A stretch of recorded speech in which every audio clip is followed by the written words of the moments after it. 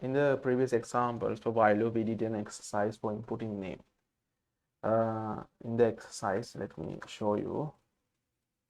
This was the exercise. So let me delete these things. Don't need these things. Okay. This is a comment. Okay, you have to input your name. Until you do that, your name will not ask name.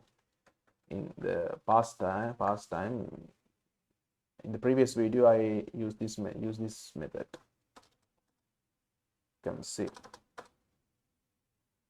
But in here, let me show you a particular different approach. Let me comment it out. Ignore this part. Let's say the name variable set to none. Okay, and now let's implement the while loop. While name not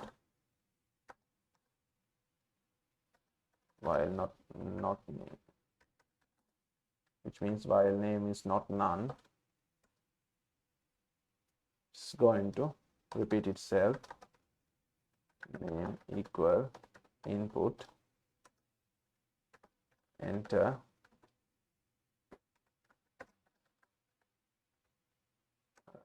your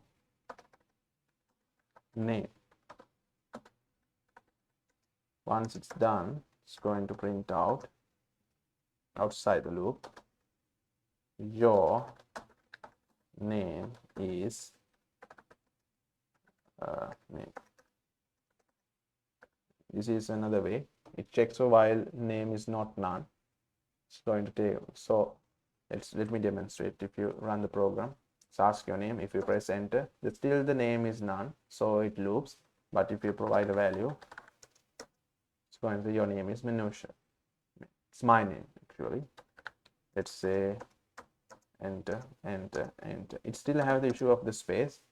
So this is a little bit a different way than the previous approach. If you have any questions, please make sure to comment down below, and thank you again for watching.